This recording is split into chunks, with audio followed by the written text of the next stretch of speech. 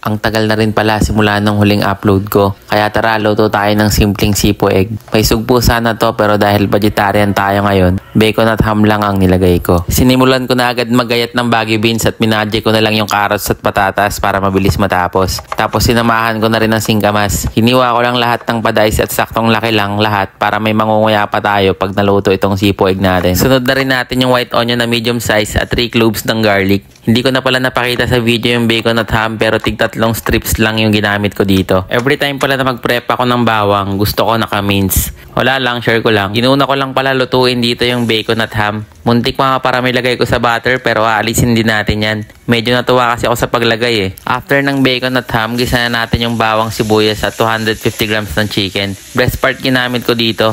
Then sa timpla kayo ng bahala pero ako patis at paminta lang ginamit ko sa manok. Nilagay ko na rin pala lahat ng gulay at saka yung mais. Tapos lagay lang tayo ng konting tubig tsaka isang shrimp cubes. Baguio beans in, 1/4 teaspoon MSG at konting paminta. Again guys, sa timpla kayo pa rin masusunod kung may gusto kayong ibawas o idagdag sa mga nilagay ko. Ilagay na natin lahat, bacon, ham, cream para magsama-sama na yung lasa. Lasa natin yung pugo. Pagtapos maluto, rekta natin sa plato para mahusgahan na. Siya nga pala, bago matapos yung video, pa-like, share, and follow na rin para palagi kang updated sa mga ina-upload ko.